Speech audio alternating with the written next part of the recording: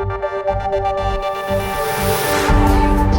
is this? We get founder rock stars, revenue rock stars, all of you Wunderkind rock stars. So I'm Meghan Asha. My business, we work with consumer brands. We're a trade show company that recently got acquired, but we help brands scale and grow through distribution, investment. So that is that. But I would love to hear about you guys. Tell me about your journey, how you got to your role today. Let's start with you, Jason. Okay, hey, I'm Jason Ojalvo, CEO of TUSHY. I got brought in about 5.5 years ago to help scale the business.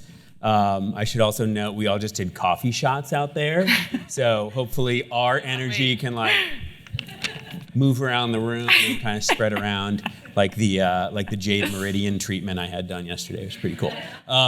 So my background before becoming CEO of TUSHY was largely in disruptive innovation and helping kind of push industries forward. So I spent about 12 years in the music industry. A lot of it was focused on getting record labels to go digital, like back when people were still buying like records and CDs and cassettes and such, and convincing record labels around the world to digitize their catalog and then start distributing them to these like upstart companies that were starting to allow digital downloads, and then eventually years later like streaming music. So really just trying to convince an industry to change, and it's really difficult to do that. And then I became part of Audible, focused on building Audible Studios, which is sort of the in-house content production arm, and convincing basically what was sort of like a audiobook store to start creating its own content. So I built that from scratch and ran that for about 5 years, and then we got acquired by Amazon, and I built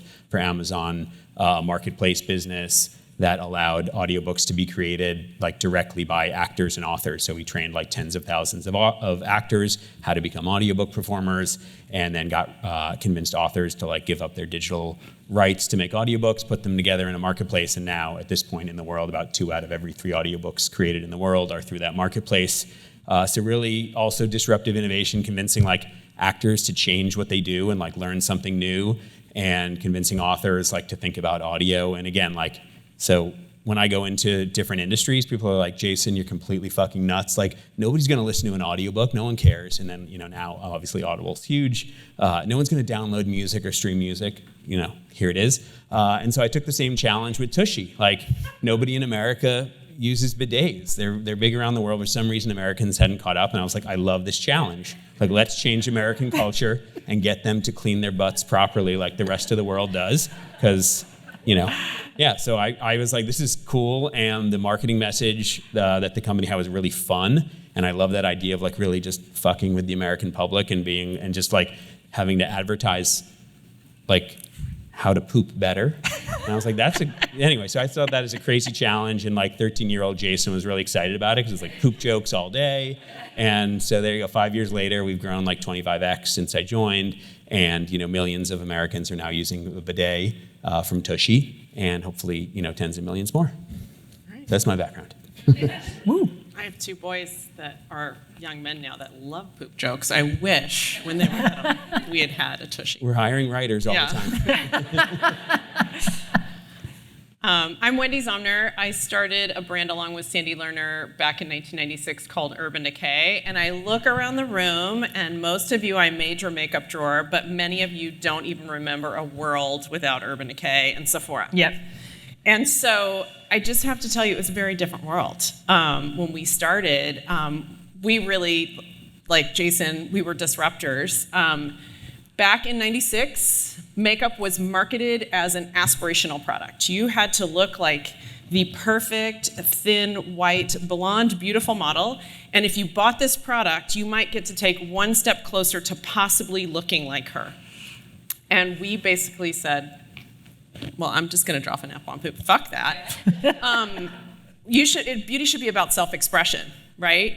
I had a moment when I was in high school when a priest came up to me and said, you're hiding behind your mask of makeup. And I was like, I'm not hiding, I'm showing you, I'm telling you something about myself, right? Like my purple eyeshadow is telling you something about me.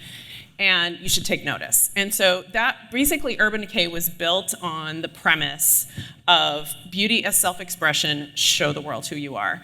And we were very mission-driven, and that was how we disrupted the makeup industry alongside Sephora, and we were also one of the first beauty brands to get involved in social media.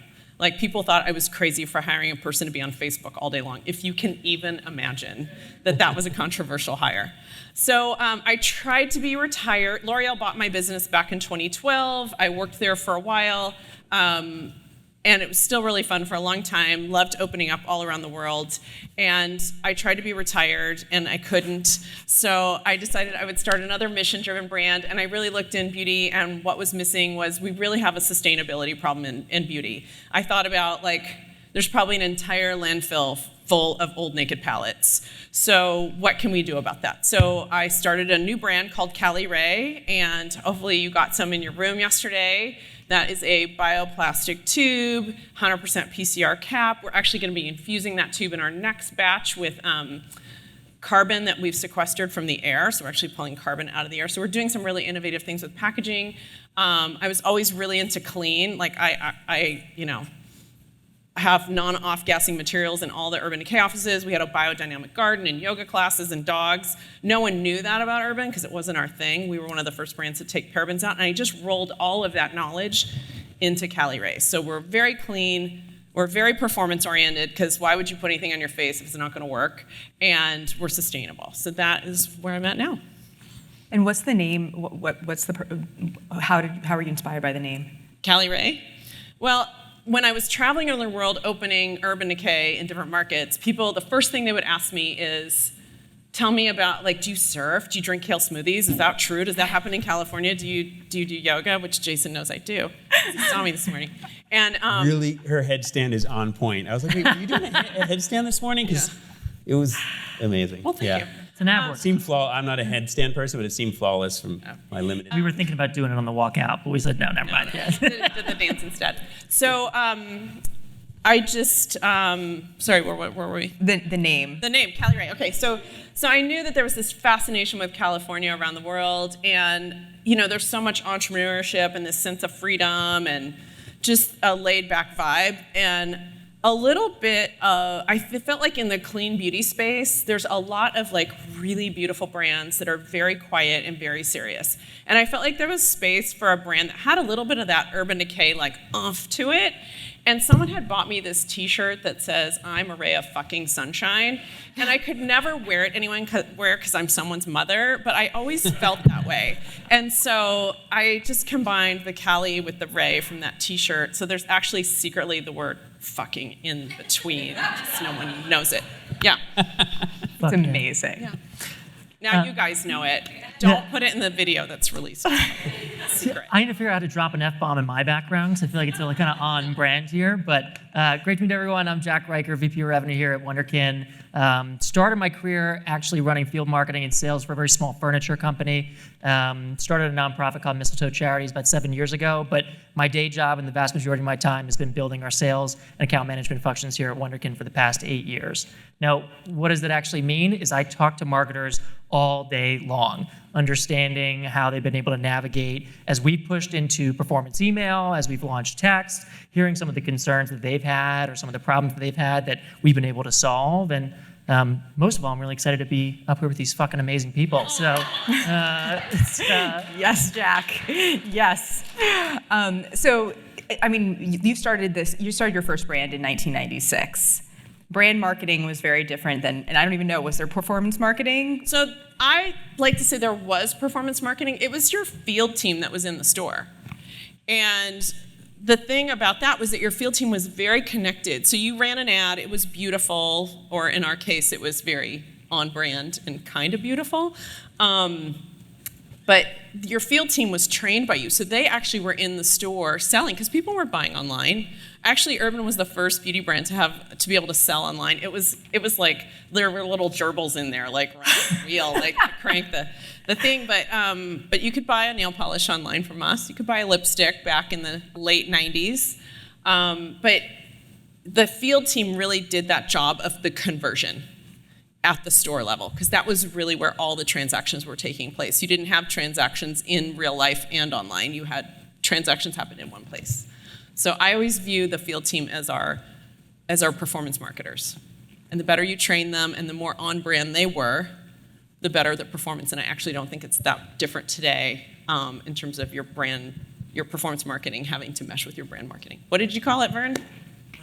Brandformance. Brandformance. I love that. We should all have T-shirts with "I'm a ray of fucking sunshine" as well. Jack, talk to us about brand. Look, I work at a performance marketing company. So obviously I love performance marketing, right? I think performance marketing over the past really 15 years has obviously exploded, as we've been able to get more targeted. But I think more importantly, as we've been able to get more measured in terms of the results, right? Everyone in this room loves being able to put $1 in and getting a $3, $4, or $5 out, and being able to go to our CFOs, be able to go to our teams and say, hey, look, this really worked, right? Now, brand is a little bit more difficult, right? It's oftentimes much more difficult to actually measure that ROI. And one thing that we can always do is try to work brand into our performance marketing. It's something that we try to talk about a lot, is this brandformance, right? Obviously, we want to be doing things that are driving performance, but how can we also tell a brand story? And honestly, I go back to a conversation when I was talking to one of our customers about loyalty, and I said, who do you use for loyalty? And he goes, my whole company's a loyalty company. Every single person in our doors in our company has the opportunity to drive loyalty. And in many ways, I think about it similarly in terms of a brand as well. There's so many different touch points that we have with our end customers, everything from how we market to them and how our website looks, but also how do they feel when they open the products, when they open the box? What's their experience like when they're trying to process a return or have a question about one of their orders?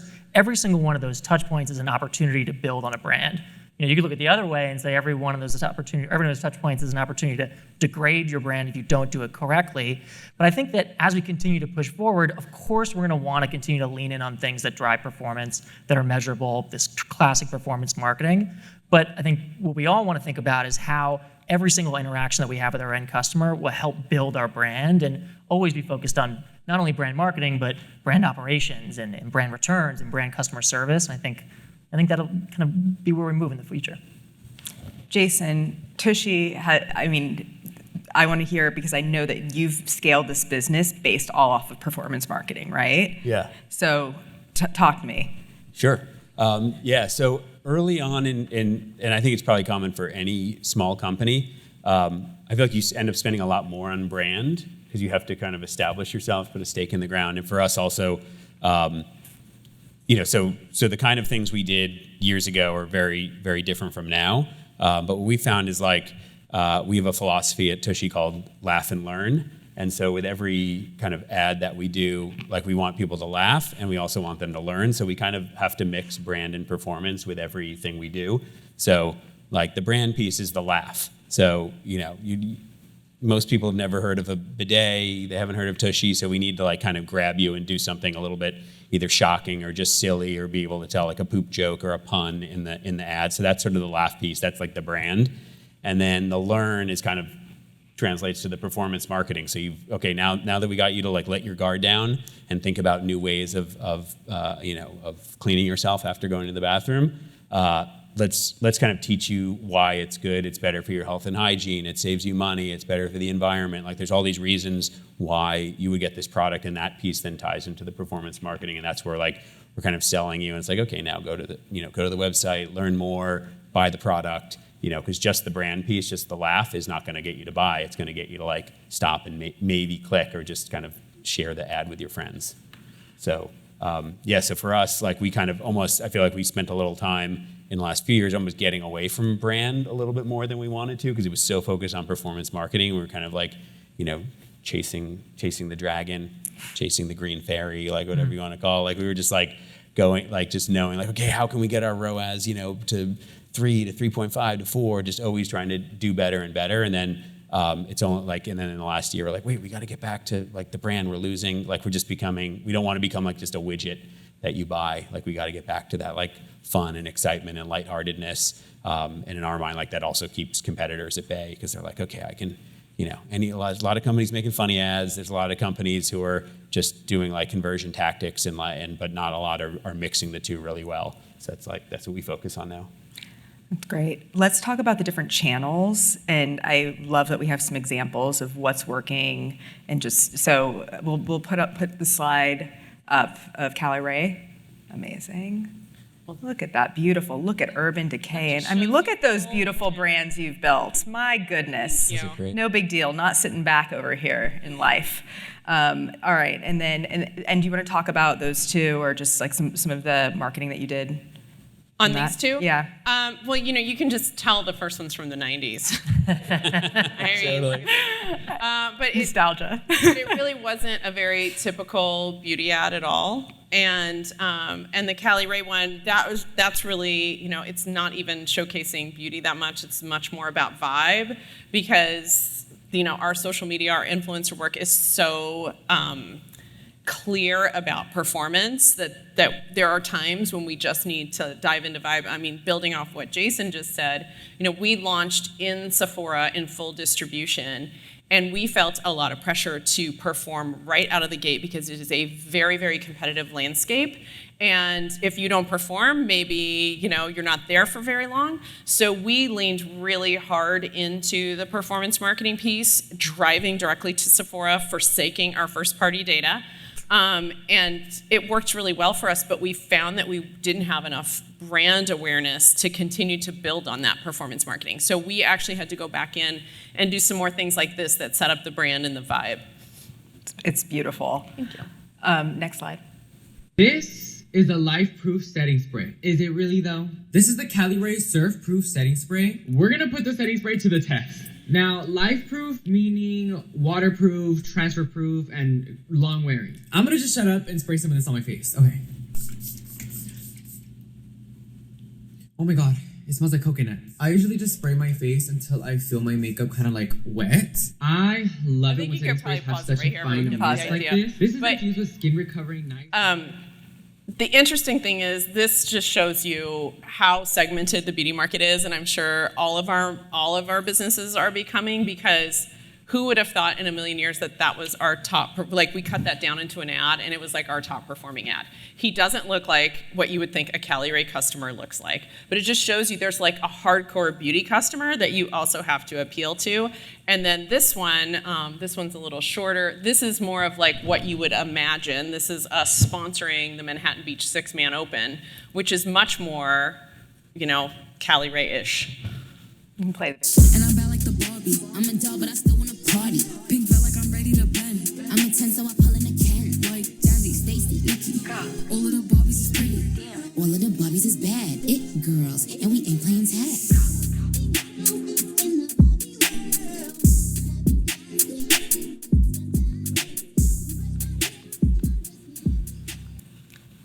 And so in terms of just the different verticals that you're using, what are you seeing as being like your top performing channel?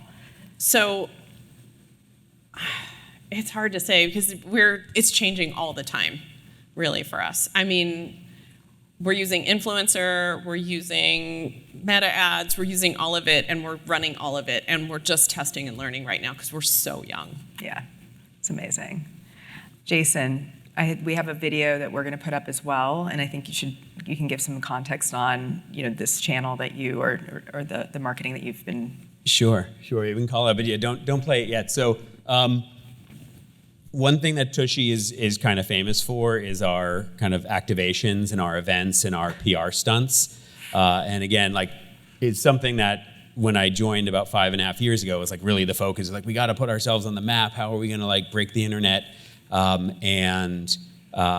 for example, we were supposed to run a Subway ad campaign, and they kept like just kind of like dicking us around, and like it was really annoying, and like we were ready to spend the money, and we had like ads planned, and we did a photo shoot, and they just kept stringing us along, and eventually they pulled in like, bidets are like a sex product, so we don't want to show it. And I was like, are you really going to go there? Like, we're going to go to press. And then we ended up getting an article in the New York Daily News about it, about how like the Subway wouldn't run the TUSHY ad. And then SNL saw that. So we were on Saturday Night Live in the news segment. They did like a 3.5-minute segment about TUSHY and like, should TUSHY be allowed to advertise in the Subway? And Michael Che, we learned, loves bidets. So we got this all this free marketing out of it. So we're really good at just kind of taking something small and for little to no money, like turning it into something press worthy.